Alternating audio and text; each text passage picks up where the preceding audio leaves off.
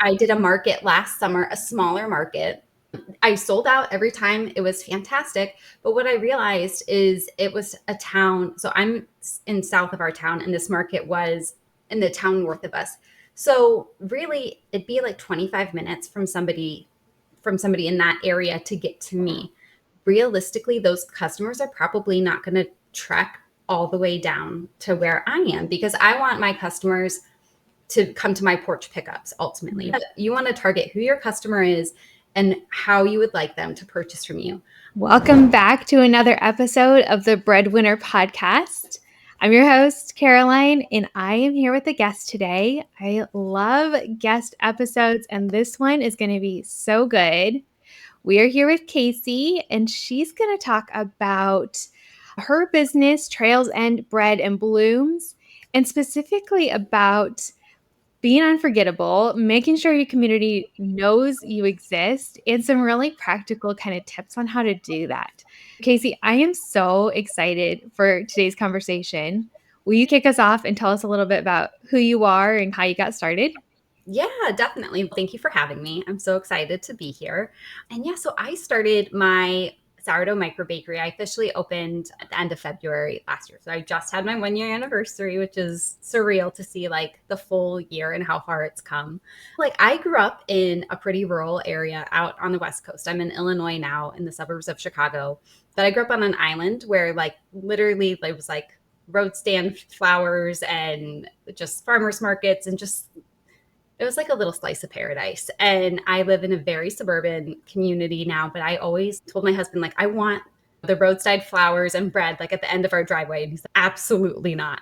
But like slowly but surely, I feel like I'm on my way to convincing him. But last year I opened up my micro bakery. It was really not anything that I thought my life would be, just like how I got there and everything. But it's been such a blessing to like our family, to our community, and I feel like really filled a void in our town because we don't have any like bakeries around us, like true local bakeries where you can get bread.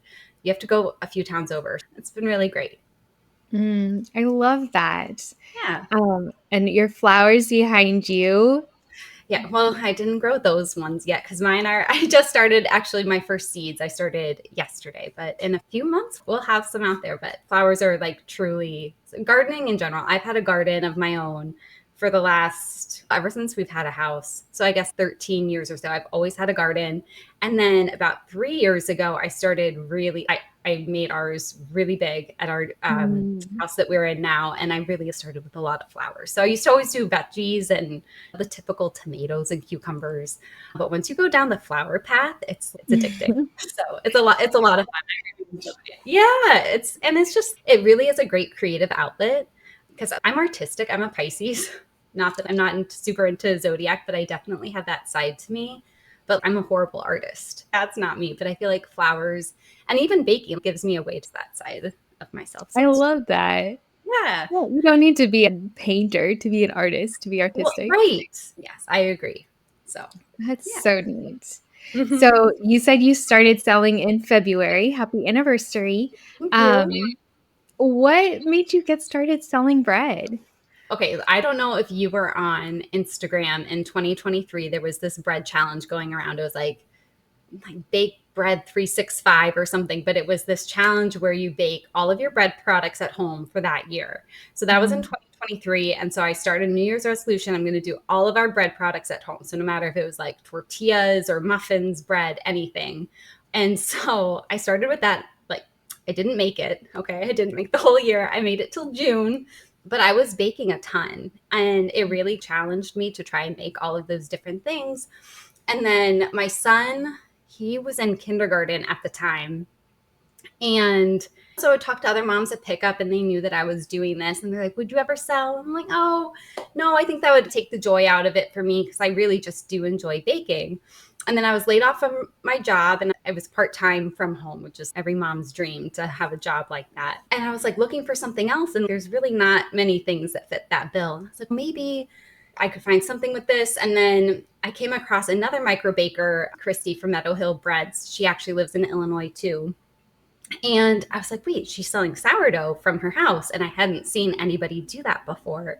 And so it opened up my eyes was like, maybe this is something that I could actually do. Like seeing somebody turn that into a business. Mhm. So I studied, I got my food handler's permit and looked up the cottage laws. And then, so that was like in the fall.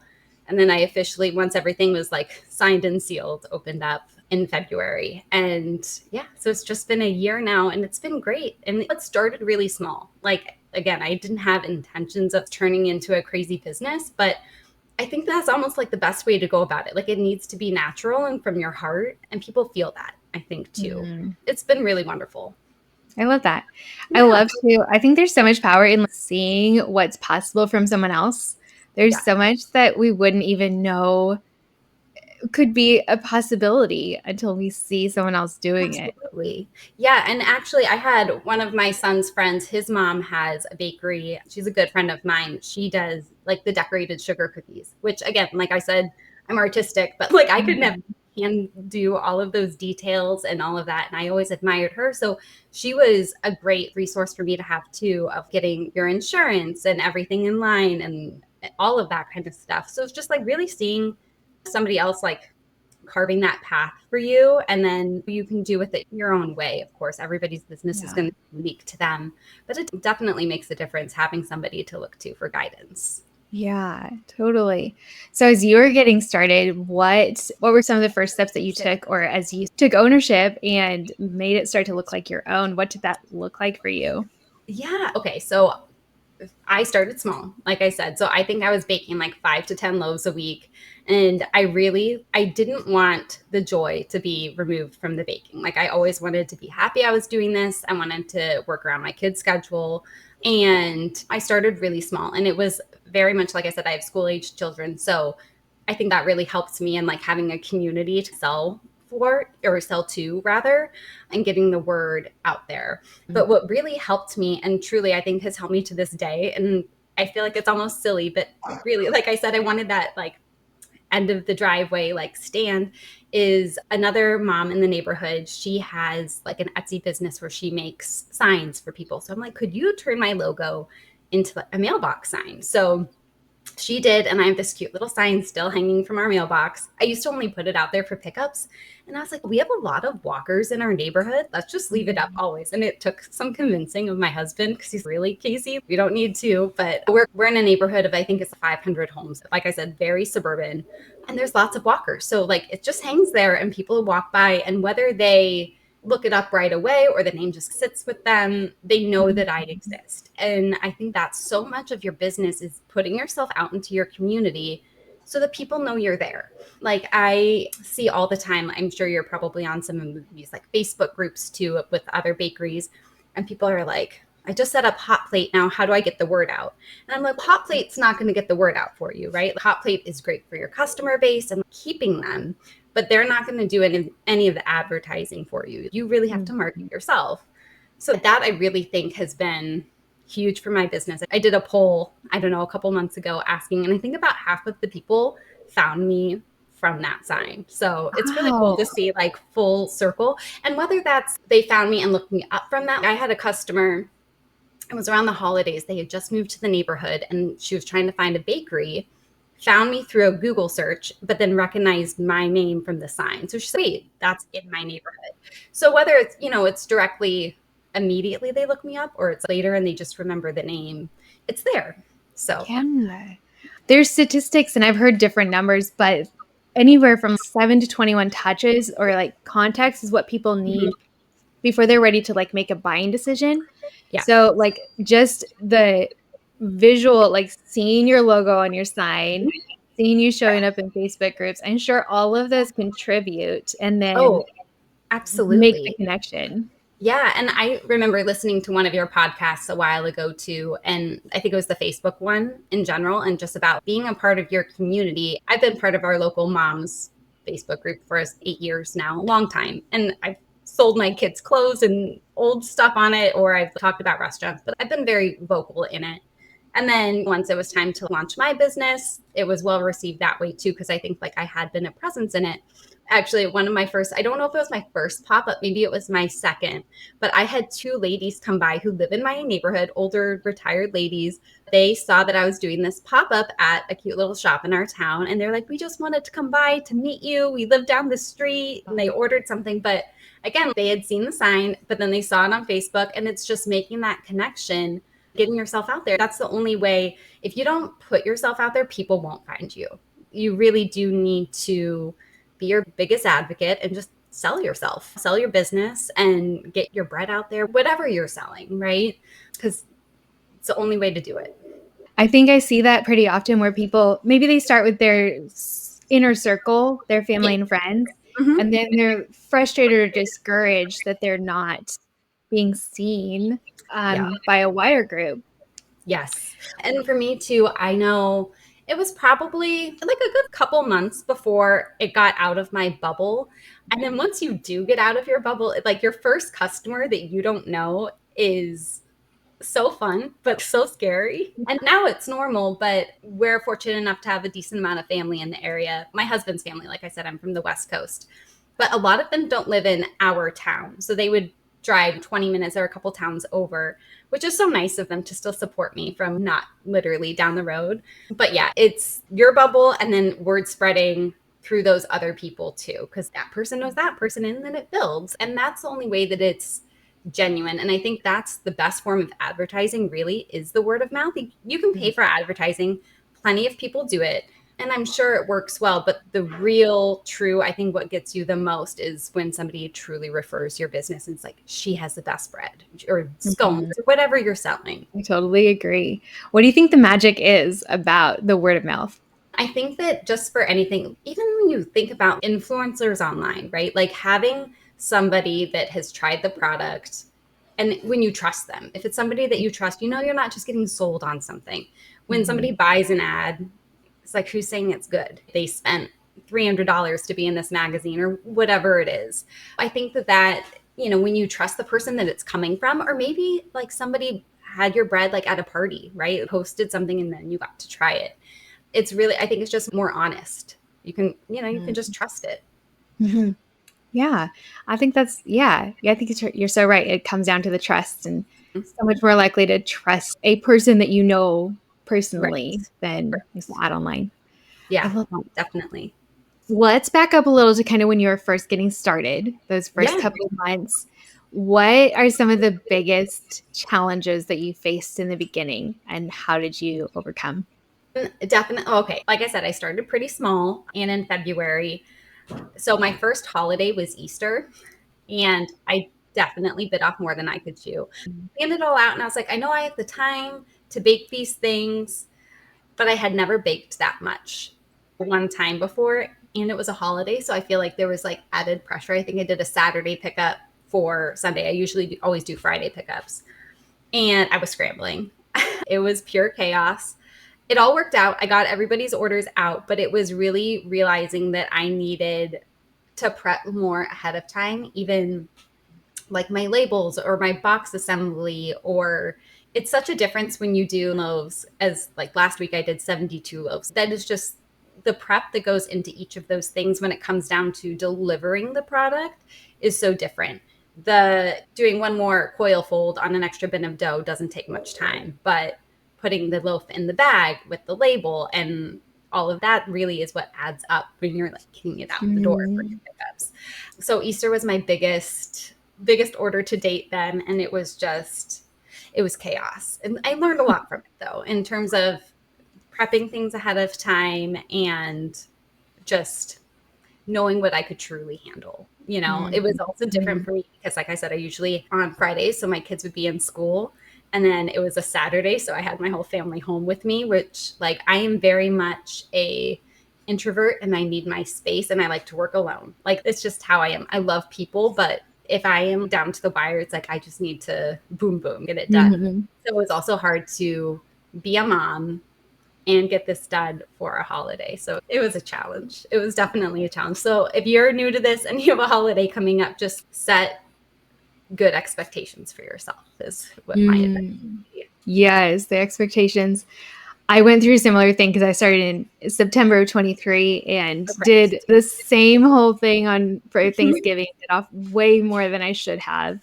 Yeah. I feel like to some extent, people who are just getting started can hear it and have their expectations and Mhm. adjust accordingly, but there's a little bit where you just kind of have to learn some of it the hard way. You do. And I think that's with anything in a way, right? Like you just have to do it. You just have Mhm. to get yourself out there. You will only learn by trying. And because everybody's their systems are different too. How they prep things, how their cooking process, literally everything. Even your home environment when we talk about like dough temperature and how long it takes your dough to rise, nothing is the same for every person. So you really just have to nail down what works for you and then go from there. And there's going to be those challenges, but for the most part, like I was referencing my girlfriend who does the customized cookies, right? Like she's baking for people's events, for weddings, for birthdays, like things that matter. Not to say that our orders don't matter, but a loaf of bread I think has a lot less pressure on it than Mhm. for an event. So it was a different kind of pressure for a holiday when there was like, oh, they're bringing this to something. But Yeah. I think people are forgiving with that too. So people want to support you. I think ultimately as the baker, when you can put yourself out there and people can meet you at a market or a pop up, even if you're like I'm not very good with showing my face on Instagram. I try to be better because people really like it when you do show up on that side of the camera. But really, they want to support you and who you are. So I think that Mhm. they are understanding when things might not go as planned. But ultimately, like you just have to know that those things are going to happen and then deal with them as they do. So, Yeah, and then you just moving forward. I am glad you pointed out the packaging too, because I think it's really easy to underestimate the amount of time that's going to take and oh, forget to account for it, and I still sometimes run into that. oh gosh, I made the huge mistake of offering sliced loaves. So Mhm. I saw when I'm probably going to pronounce it wrong, but the Zassenhaus like slicer. Have you seen that? So Mhm. we purchased one. I think it was probably December because just like slicing it, I was like, oh, people, I want to be able to offer sliced bread. I have a lot of elderly customers or people who will buy it for their elderly parents. And like sourdough's hard to cut. It is. It's not easy. I'm horrible at it. I actually have my husband do it. Now that we have the slicer, it's a little bit different. But to get back to the point, I started offering sliced loaves and I was like, okay, I can handle this.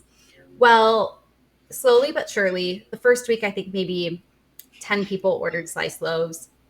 Then it was 20. And I was charging, I think, $1.50. So it was still something because it was my time to slice it. Mhm. And then one day I had 40 people want sliced loaves. Oh gosh. And that was just a huge time suck for me. I realized I can't offer this anymore because it's always a race to the finish line in a way. Mhm. That was just a whole nother level because by the time you have to wait for the loaves to cool before slicing them, before pickup, and I always bake the same day as pickup. So it was just too much. So then I stopped offering it with intentions of buying a commercial slicer, but those are like $5,000. I've been looking at auctions and I just haven't, I still think I might go the commercial route if I can find one at an auction, but I haven't found it. So I'll have people message me on the side asking if they can have their loaves sliced. I'll still do it, especially for the elderly people. But I'm like, oh my gosh, I just really would have never known unless I tried. And I'm like, wow, this is not going to work. It was taking me 2 hours to slice all of those loaves. I'm like, I do not have that kind of time to package in my day. I don't. So Yeah. it's something I want to be able to offer again, but I don't know how. It's like hiring somebody to, like my husband on his lunch break, to slice them for me, or getting that commercial slicer. But that's a huge investment, and it's like if I'm Mhm. charging $1.50 for the sliced loaf, and it's $5,000. I'm like, that's going to take a long time to pay itself off. We'll see. It's just one of those things in business, right? Like you don't know until you try. So I don't recommend offering sliced loaves. Moral of the story, don't go down that route. Good Or to know. maybe cap it if you are going to. So Or yeah. charge a premium, charge so Yeah. much that very Yeah. few people order. He was like, Kayce, you should be off like charging $5 for this. And I was like, no, like I'm not gonna I charge $12 for a loaf of bread. And I'm like $17. But apparently at the farmers market in our town, that's what whoever it is that sells them, they charge 16. I'm Wow. like, I can't. Like that, it's just for me. I'm like, I would never pay that, so I can't charge that. It is. And that's part of one of the beauties of owning your own business is that you do get to make the rolls and you can put a pause on that product until it makes sense to offer it again with better equipment. Yeah, exactly. Yeah. So hopefully I'll find a slicer. I know that they do go to auction. I'm checking Facebook Marketplace all the time. It's just, making that investment. Yeah. We'll see. I feel like I'm getting fewer and fewer people ask me about slicing their loaves, so maybe they realize that I'm they're getting the hint. I don't know. Yeah, I found those specialty questions die off with when you just stop talking about them. Mhm. Yeah, exactly. Right. I didn't want to make it like an announcement because that'd only bring more attention to it. So they're like, I don't see this anymore. I'm like, oh, you know. So it feels like you said you're introverted. How have you had the confidence to put yourself out there, or have you built that over time? What has that looked like? Yeah, no. So I have zero confidence. I have serious imposter syndrome and I doubt myself constantly.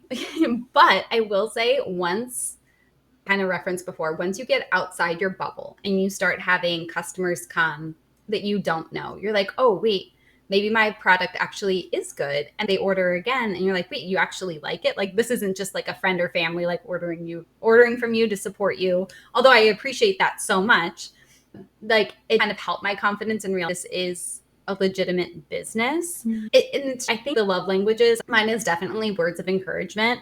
So I think when I like hear from people and like that they really love it, like that gave me the confidence to be like, okay, like I can keep doing this. And again, just like growing it slowly and having those expectations. Like when I started, I didn't expect to sell, 40 loaves my first week. I wouldn't have been able to handle that either. Mhm. I my dough bins, I put 12 loaves in at a time. So I started with one dough bin, then I bought a second, then I bought a third, and I grew as there was demand. Um, and then my demand really grew like this summer when I started doing a lot more pop-ups and getting out in my community more. But I had been bulk baking at that point for a few months. So like I had a good system down by then. It wasn't like I just started and then I started trying to like really push my limits right away. I don't think you're going to have success with that. You really need to learn, even like with my first holiday, right? It's slow and steady wins the race every single Mhm. time. So, yeah. So it's really just a slow grow, and some of it is faking it till you make it. Oh, for And sure. For I sure. want people to hear that, like, you can be introverted and still be very confident. Yeah. I feel like I'm such an oxymoron in a way because I am such an introvert. I'm a homebody for sure.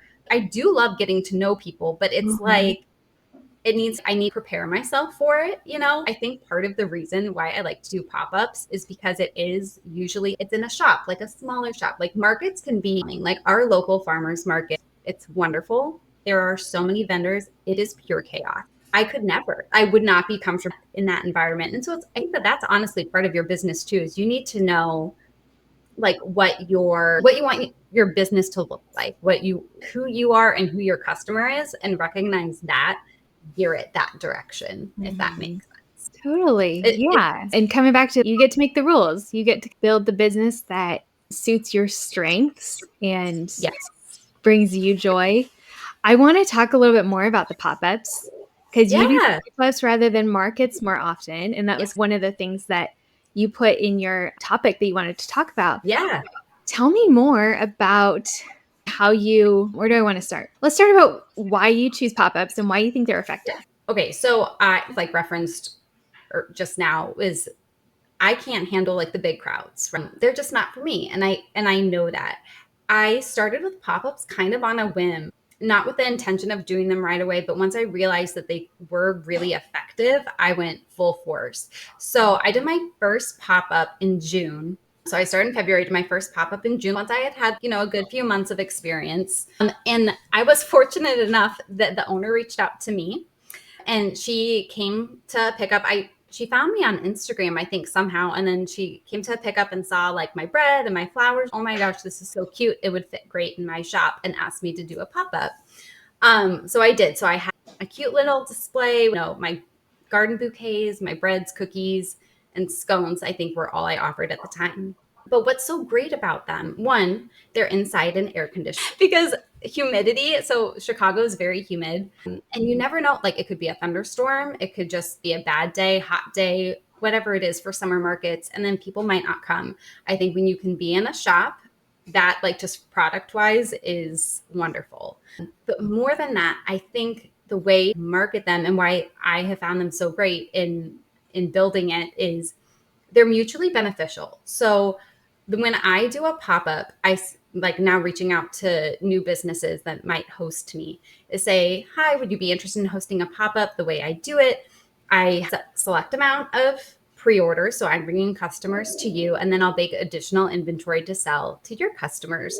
And so they like that it's actually beneficial for them too. So they're not charging me for their space. You can arrange your pop up however you want. Maybe you'll pay them, a percentage of your sales, a flat fee, however you want to do it. It's worked for me that I'm bringing them business with my customers because maybe some of them will just come pick up their order and leave. But for the most part, I would say if you're coming to come pick up my order, you're probably going to walk around the shop too. And if you walk around the shop, you might see something you like, and then they're going to purchase. And then maybe they were a new customer. They had never been in that shop. They know the shop exists. It's really a great way. It's mutually beneficial for both of us. So I really like that. And I think part of it too is choosing the shops that you like, identifying who your customer is, and then choosing a shop that you think your customer would like. So for me, the shop that I go to a lot, it's super cute. It's right in our town. It's kind of like farmhouse-ish, but like she has flowers, like faux flowers, and just like her style is me. I could just totally see my aesthetic in her shop. And she has a cute little kitchen section where I set up my little display, my pop-up. And so it works really well for us. And then the other shop in another town that I go to, they are like a sustainable shop. So they have like non-toxic alternatives to like everyday home products.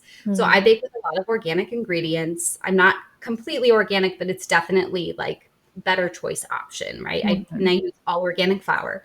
So when I go there, like a lot of the people who order from me care about the ingredients in their food. Well, if you care about the ingredients that are in your food, you might care about, your cleaning products or your makeup or those other sustainable things. So like collaborating with them has been wonderful too. Finding your customer and then thinking about what they would like, right? I would never go to a shop where I wouldn't shop at because I'm not going to be able to sell that shop. Like it needs to be genuine. So it's like when I say the shop in my town that I go to is called The Cottage. And I'm like, you guys know that I love The Cottage. I'm going to be there again. Look, I just picked this item up because I shop there too. So then it's also like reinforcing and supporting their shop throughout the year. And it's genuine. People see when it's genuine. If you're trying to set up at a place where it's just not you, people are going to sense that. So I think that that's definitely a big part of choosing where you go. And don't get me wrong, like I've reached out to places, I've heard no, or maybe I don't hear back, and that's okay. Like you need to be okay to hear no. That's life. Like you prepare yourself and just expect the no. And so then when you hear it, you'll be like, okay. Because ultimately, if I don't want to have to convince somebody to host me, because if I have to convince them, then they're not really believing in my product either. So it needs to be both. And when you both genuinely like each other and each other's products, I think that's magic. Yeah, that is such a good perspective. There's so much wisdom and just ease that comes with knowing who your ideal customers are. Just makes it so much easier to speak to them, to know what to say yes and no to. Yeah. Oh, absolutely. And I think that also kind of get more of a sense of who you are. And like I said, too, it's like selling yourself and your business. So it all needs to fit well. I've tried some other shops where, well, I'm not going to be back, or this just wasn't right. It may have been a successful market, but like the vibes were off, And that's important to recognize too. Though having those events and realizing it wasn't a fit is just as important as finding the ones that are a fit. I did a market last summer, a smaller market. I sold out every time. It was fantastic. But what I realized is it was a town. So I'm in south of our town, and this market was in the town north of us. So really, it'd be like 25 minutes from somebody in that area to get to me. Realistically, those customers are probably not going to trek all the way down to where I am because I want my customers to come to my porch pickups ultimately. Mhm. You want to target who your customer is and how you would like them to purchase from you. I do pop ups, yes, but I don't only do pop ups. My main thing is my porch pickups on Fridays. So when I'm doing my pop up, they're like, how can I find you? Like, well, I'm here at a pop up. I do a pop up once a month at this shop. You can find me here on these days. But really, I'm always at our home in South Wheaton on Fridays. Here's how you pre order and selling yourself so they know your business and they can clearly find you. Doing them too far away I have found to not be successful in retaining that customer. It may have been a successful day, but really, are you getting those customers for the long haul or is it just for the day? If it's just for the day, that's not worth it to me ultimately. And recognizing that's important. That is, yeah, that's such a good point. And I think that does vary and it comes down to knowing who your customers are. Because people who Yes. live much more rural, your customers are probably going Mhm. to be more willing to travel a little further. Yes. But if you're living Mhm. somewhere really suburban and Yeah. everything's just kind of a hop, skip, and jump, then that 25 Oh, minutes can feel really far. yeah, and more when I started, there weren't any other bakers in my town that I know of, and there's been more as sourdough just gets more popular, and that's just the nature of it, right? There are plenty for like my max is 72, and that is pushing it. There are thousands of people. I couldn't even serve all of the people in our neighborhood if I wanted to, right? There's plenty for all of us.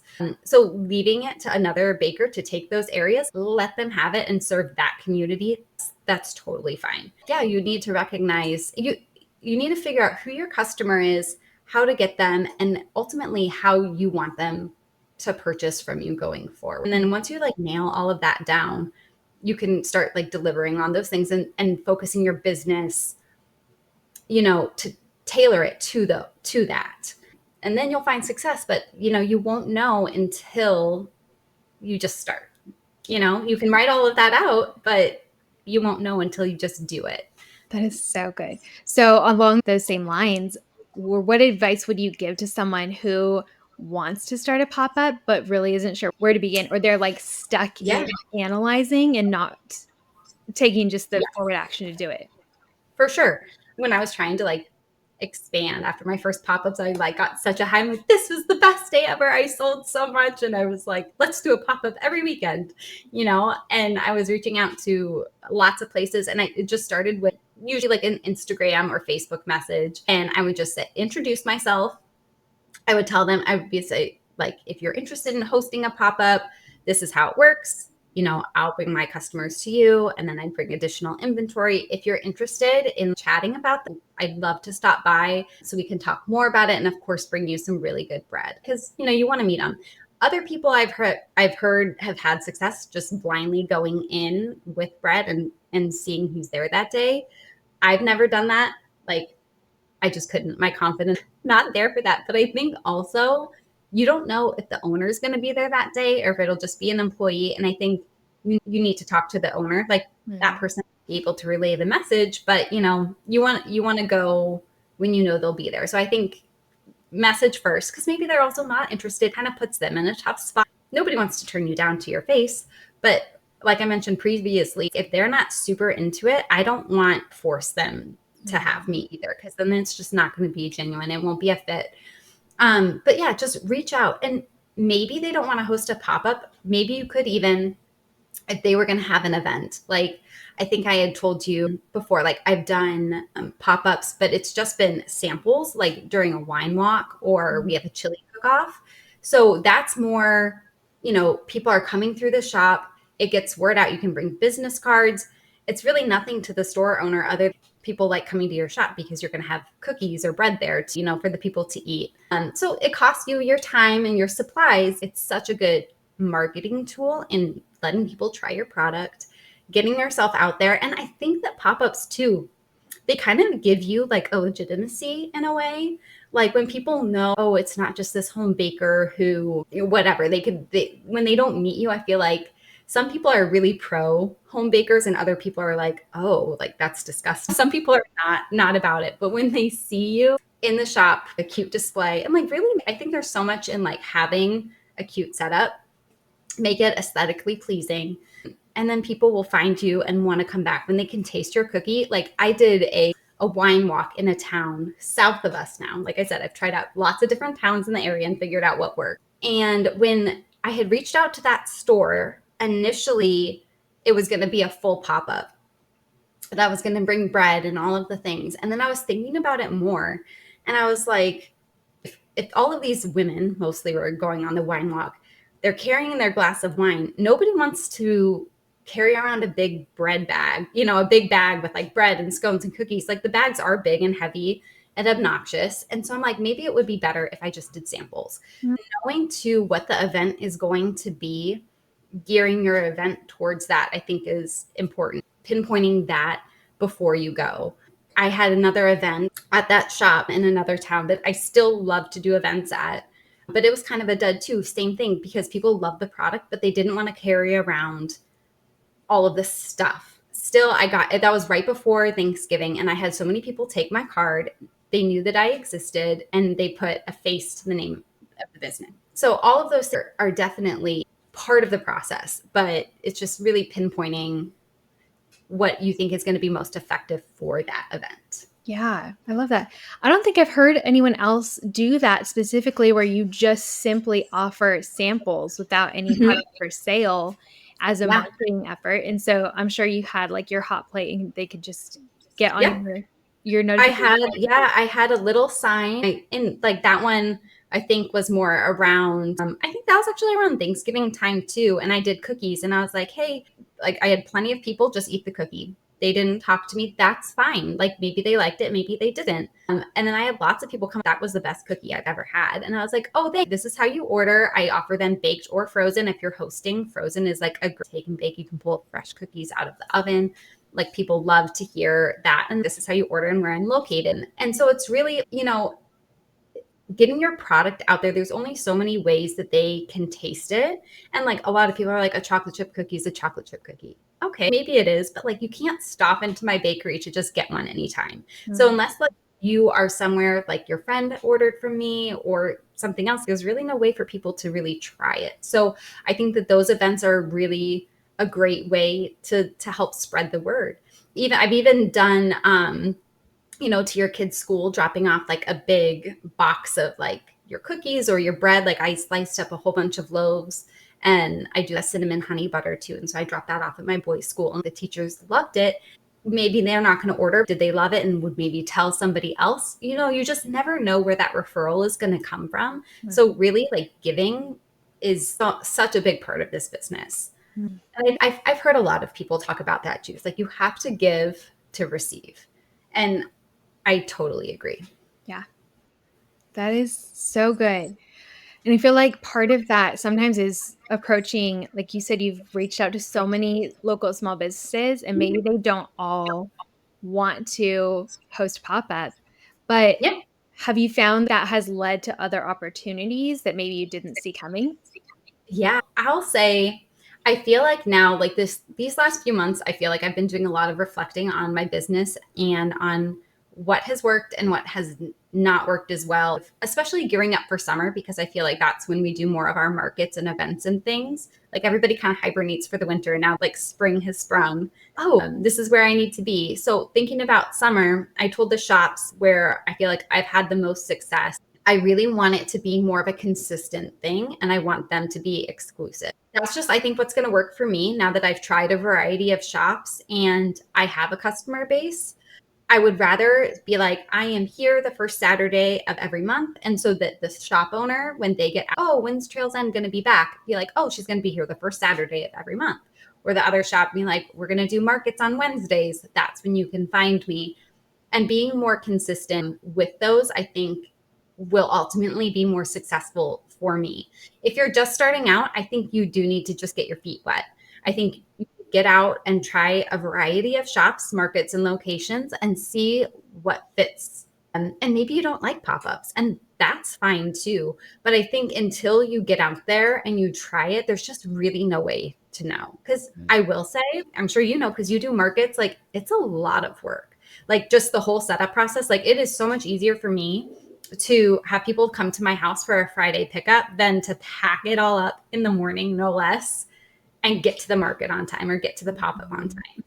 I've tried evening markets too, and I found that evening markets don't do as well, even though it was easier for me to get there in the evening. So I'm not rushing as much to get everything baked and out the door. What do you do with the leftover product in the evenings? Your event ends at 7. Well, no one's really going to take the bread after that time. I mean, and then it's day old bread the next day. So I think when get out there and try it, see what works for you. And then evaluate like the pros and cons of everything. Like I keep a journal for my baking, and I write down like every measurement, my timing, all of it, so I can reflect. And it's the same thing for pop-ups. It's like, how much did I sell? What worked? What did I like? What do I want to change? Mm-hmm. Ultimately, you can treat this as a hobby or as a business, and you need to treat it like a business in order to grow. And that might be a hard truth for some people, but I think it is the truth, right? You need to treat it like a business to see that success, I think. So I think we need those hard truths because, I mean, it's totally okay if 10 loaves a week as a hobby that maybe brings in a little bit of spending money. If right. that fits someone's lifestyle, that's perfectly fine. But if you're trying to build a business that brings in a run of full-time income, you really do need to treat it really like a business. So I think that's important to say. Oh, absolutely. Yeah. And I feel like I'm at the point now where I realized I was baking more than like I said, I started this small without the intention of it getting as big as it was.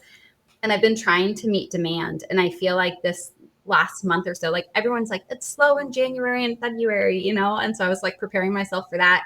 And my business has been busier than ever in January and February, which is so wonderful. But I feel like it's become a full-time job for me rather than a part-time job, which like ultimately being a mom is first. That's what I want to do. So I think I've been just reflecting on the amount that I can bake and still fulfill my mom duties. I feel like it's so easy, like that entrepreneur side of, I don't want to say no and I want to build this business out and then like brick and mortar and all of that. But ultimately I'm like, do I want to do that? Or is that not that's not the season that I'm in right now. So I've definitely been doing some reflecting lately, but I think being consistent with those pop-ups and those 2 shops, I think that's good. And then just like knowing the amount that I can actually handle and be comfortable with equally is important. Yeah, that's a hard truth for myself. And again, it comes back like we were talking about that like you said, you just have to start, but then just try Yeah. a lot of things because you've gotten so much clarity in trying so many different things, markets in different towns, pop-ups in different towns, pop-ups at multiple stores. And now you're just clarifying and honing in on what is the most Yes. life-giving and fulfills your goals. Yeah. Yes, absolutely. And it's taken a long time to come to that. And I just yesterday I said I was starting my seeds for the garden. And last summer I was able to give so much time to the garden because like in the mornings, that's where I go and I water, and it's just the most peaceful way to start my day. But currently my schedule is I wake up before everybody in my house, and that's when I'm doing all of my prep, whether it's cookies or scones or anything else. I'm like, I'm not going to be able to have the garden and do all of that prep. So I really like figuring out my schedule and how it's all going to work together where I can still have my business and have a life, a life I enjoy doing the things that I love to do. Like I said, there's other bakers, and people will survive if they don't have their bread. I think it's more important to put out a quality product and something that I'm proud of and have a happy home life than to push myself to the absolute maximum. I feel like I have been doing, but I had to learn that the hard way, Yeah. So yeah. Yeah. So good. As we start to wind down a little bit, I wonder, do Yeah. you have like a word of encouragement that you would give to someone who's just starting out, maybe a little nervous about approaching small businesses or not quite sure like how to take their first few steps? Yeah, I think you just like coming from somebody with serious imposter syndrome. Okay. I am telling you, you just to get out there and ask and just prepare yourself for the no. And it's like a no is going to come in life. And I honestly think that hearing no, like you're going to like having all of those doubts in your head, you're just living it twice, right? they might not say no to begin with. You might not hear back, which fine, whatever, if you don't hear back, but it might be a yes and it might be a fit, but you won't know unless you try. So Mm. just get there and try, because ultimately the worst they're going to say is no, right? Like they're not going to, for getting out there. Like you have to shoot your shot, and in anything in life, right? So I would just challenge yourself to do that. So maybe you're wanting to expand your business a little bit. Find a shop, try and pinpoint first who is your ideal customer, and then find a shop in your local area that you think that customer would shop at. So maybe somewhere that you would like. I would kind of gear the two the same, because I think ultimately you have to be a customer of that business to really support them as well, to genuinely, right? People feel when it's genuine. Reach out to them and just offer to bring them bread and talk. And if anything, it'll be a connection. Maybe they don't want to do a pop up, but it'll be a connection for you. And then maybe they'll try your bread and love it. And they're like, oh my gosh, wait, I have to have. She has the best bread ever. You just never know. You can play this out in your head all day long, but you won't know unless you try. So I just encourage you to get out there in your community and just do it. Go for it. Shoot for the stars. Yeah. It's so good. I like that you said the worst that can happen is that they'll say no, because that's a question I always think is, what is the if I ask and push myself way out of my comfort zone and feel really scared and uncomfortable, what's the Yeah. worst that's gonna happen? And it's Yeah. And I mean, that's the worst. And I'm telling you, like, I am truly not a confident person. So I feel like I almost have a false confidence about it. And I feel like sometimes you need that, like, Mhm. naiveness in a way, but just do it. Just do it. And I really think that you will be happy, because some of my biggest supporters now were strangers to me a year ago. Mm. And there are other small businesses, and it's so wonderful for me to support them. And then when they support me, it's just so encouraging when you see how other small businesses like lift each other up. Like it really, like, the backbones of our communities. Mhm. Like I did a little, not to get so sidetracked, but in the fall I did this little walk around, like, small business shop with like other local, like, Instagram small businesses, influencers, that sort of a thing. And it was really cool because we got to hear from the owners, learn about their business, and they're really just like us, right? As bakers, like, our business might be out of our home, but like they're small businesses too. And they're the backbone of our towns. So I have a really cute downtown where I am, and it's grown so much within the last 10 years, but because of those businesses. So whether that's, just going and purchasing something from them or hosting a pop-up or whatever, it's really important. If you want people to support you, you need to go out and support them too. Mm. So even Mhm. though you don't have brick and mortar, like, still realize that they need your support. It's a two-way street. Yeah, totally. Like you said, the small businesses are the backbone of our towns, and I think sometimes we don't see ourselves as part of that ecosystem because we do have home businesses, but we Yeah. really are. We're still right. Those are our colleagues Yeah, in a sense, our peers, and so yeah, we all raise each other up. And um, absolutely. as we, I feel like there's becoming this little bit of a shift, and it's gaining momentum toward people seeing more and more of the value of keeping dollars local and Yes, shopping locally. And absolutely. taking ownership of the part that we have in that, I think, is going to continue to turn that tide. I completely agree. And it's so funny when you think about going on vacation in like a quaint area, right? You always walk around the town and maybe you all go to this ice cream shop or that little boutique or whatever it is. You can do that in your own town, right? Or maybe you live in a more rural area, go to a town closest to you and go to those places and support them, because what if your town didn't have any of it? It takes dollars to keep them in business, just like it takes dollars to keep your bakery running. So just friendly reminder to go out and support them too, because it doesn't take much. Just like I do a happy dance when someone buys a loaf of bread for me, like going and purchasing a t-shirt at a local boutique instead of at Target means so much to that business owner. So just reminding yourself of that and being cognizant of it, I think, is a great reminder for all of us. It does. It makes such a difference. Yeah, totally. So, so good. I love this. Let's kind of start to wrap up just a little bit. I Yeah, love when I get a chance to kind of just throw some fun little rapid fire questions at you. sure. Yeah, So, let's go for it. if you're ready for that, Yeah. What is your favorite thing to bake right now? Oh gosh. Okay, I think scones, which before Mhm. having my bakery, I like don't even know if I maybe had one scone in my life, but there's something about sourdough scones that are so good. And I'm so excited because this week I just launched my first savory scone.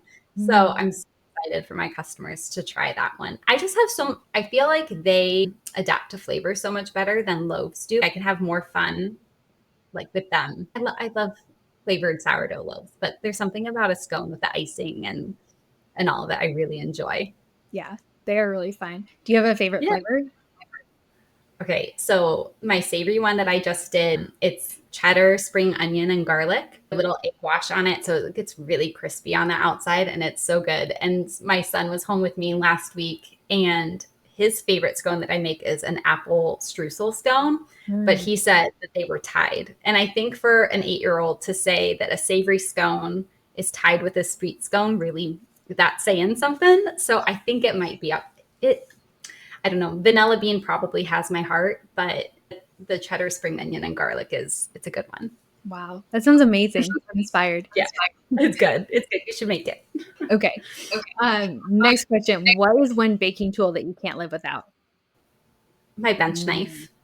I feel like it's such a obvious tool in a way, but when I first had was learning to use a bench scraper, I don't know the brand of mine, but it really has such a blade on it like a knife. And I cut myself like the first time using it. But I use it for I mean, of course I use it for my loaves, but it's just such a good Mhm. tool. I love it. I could not have my bakery without it, that's for Yeah. sure. So Before I started making bread, I'm like, how did I even do kitchen stuff without a oh bench my scraper? gosh. I don't even think that I had a bench scraper when I first opened. I don't think I did. I don't think it was until I started doing like 10 plus loads. I just used my hands, which it totally Mm. works. Once you start, when you're like, oh, Yeah, wow. And then, a few cuts later. Yeah. yeah. I think that was probably one of my top tools too. Yeah. Okay, for those who wanna connect with you and support you and see what you're up to in your business, where can they find you online? Mhm. I am Trails and Breads on Instagram and then Trails and Breads and Blooms on Facebook. Okay, So you can follow along the sourdough and then soon garden stuff love too. So it. I love the gardening aspect to the business in the Ugh, I love summertime. it. Okay. I'll put those links down in the show notes too, so people can find you and Perfect. connect. This has been so Yes. fun. I've learned so much. I have so many wheels turning and love it Yeah. so much. As Thank you so much for having me. Yeah. As always, to those listening, if you take a screenshot of the show and tag myself, Caroline Bauer underscore sourdough, and tag Kayce Trails and Breads, and we would love to see what you resonated with, what you learned, and just where you're listening from. And we can all grow together. Yeah. Yes, So absolutely. wonderful. All right. If you're not following the show, make sure you do that so you don't miss out. They drop every Monday and Wednesday. And as always, I'll be back soon with a new episode. But until then, happy baking.